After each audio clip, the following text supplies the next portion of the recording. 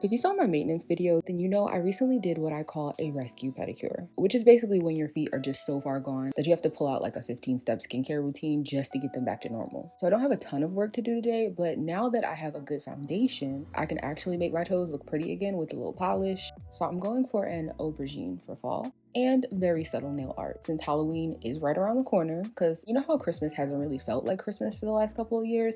Well, I'm actually feeling a little festive. I'm starting off by shaping the nails because with a darker color that really stands out, and I prefer to do this when my nails are dry so they're not full of water and I can get really sharp and precise angles.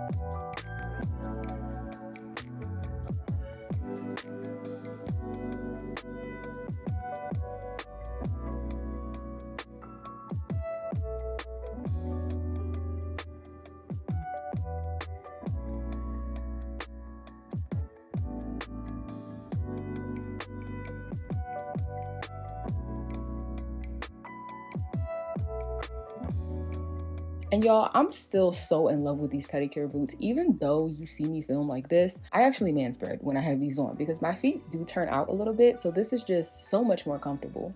Also using my double-sided foot file because I'm being very strict about only using my diamond files on dry skin as they instruct to. So this one is my wet file, and remember the coarse side takes down bulk quickly while the finer side buffs the skin smooth.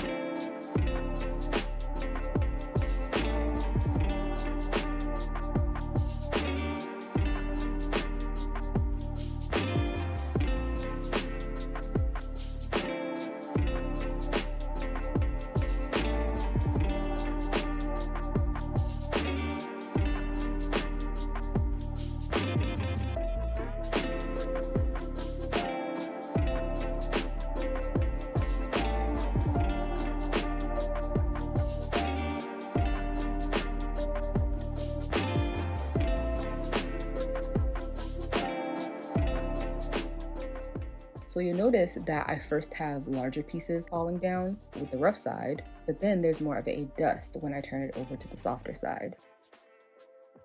And before I rinse my feet, I always like to use a scrub, but I ran out. So I quickly just DIY'd one with some sugar, coconut oil, and dragonfruit powder. I totally should have made this more like a fall theme and went for like pumpkin spice, but honestly throwing in the dragonfruit was a last minute decision. So it's totally optional, but if you do want to make it, I'll put the recipe in the description box. Now that I think about it, I do have a pumpkin. Oh no, wait, that was a face mask. Well, I'll link that in the description box too, just in case you want to see it.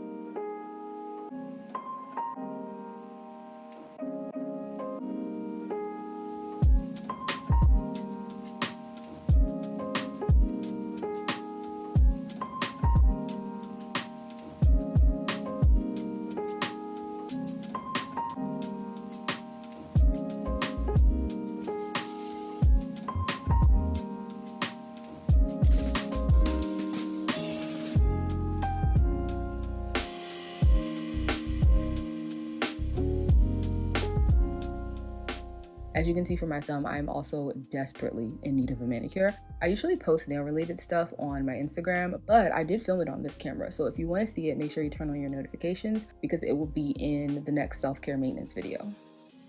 Please forgive this footage because I can barely see what I'm doing now that I'm trying to get this shot without blocking the light.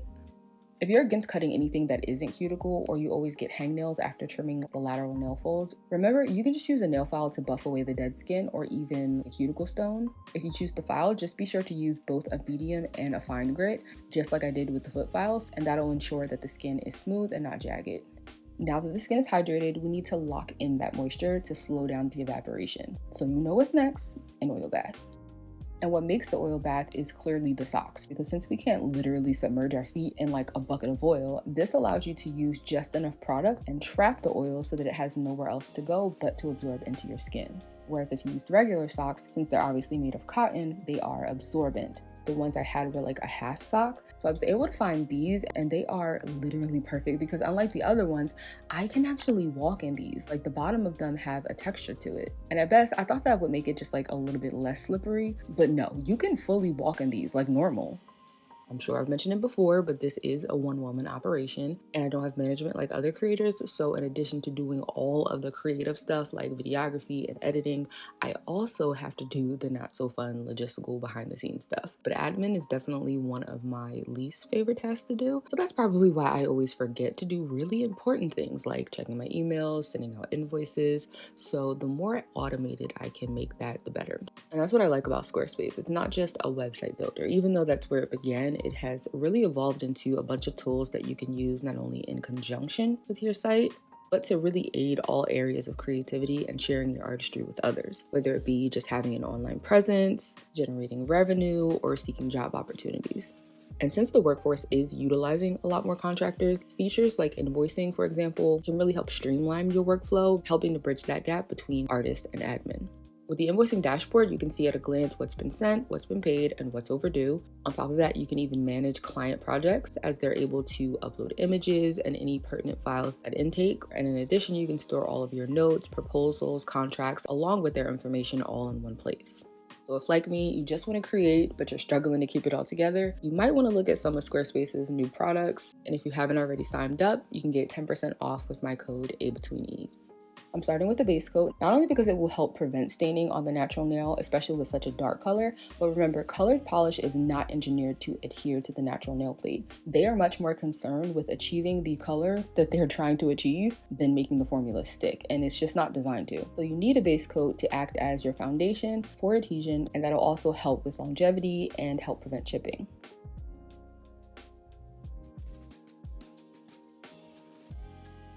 Depending on your anatomy, sometimes it helps to hold the lateral folds or like nudge them over so you can not only polish the nail in its entirety, but also so that you don't get polish on your skin in the first place. During my last pedicure, I mentioned that I got this stainless steel version of an orange wood stick because I like to be mindful about how much waste I'm creating. Useful for a few things actually, but mainly I like them for polish and cleanup. So if you make a mistake, it's easiest to clean up right when it happens because this technique is only effective when the polish is still wet.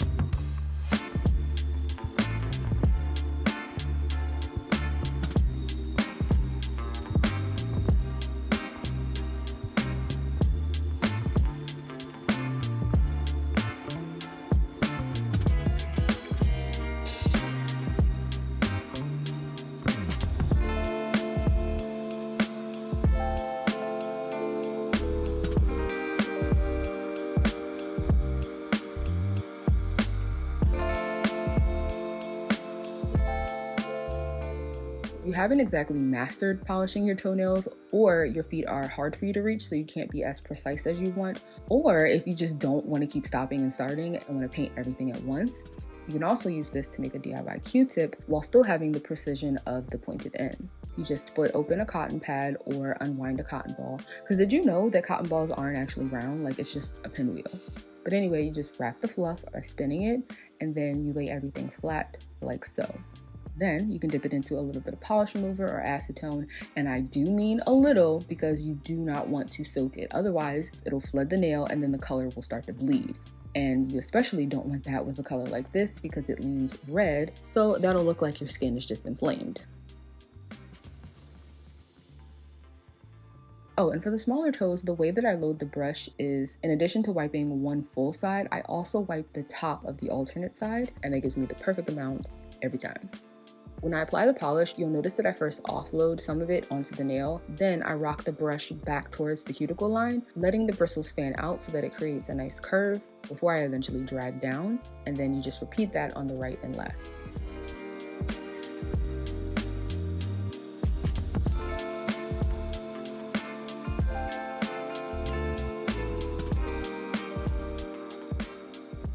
For the pinky toe though, none of that applies. Since they're so short and one of them literally points upwards, I just hold the brush sideways, and I also of course load less polish onto the brush.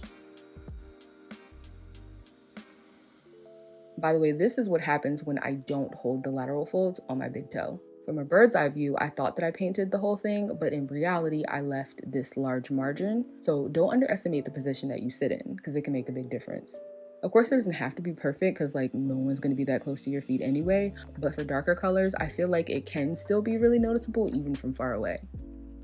And I was going to stop here because that's what y'all voted for on Instagram, but I have these stickers, and even though they are happy faces, they kind of look like ghosts a little bit. So I felt like it would be a nice subtle touch.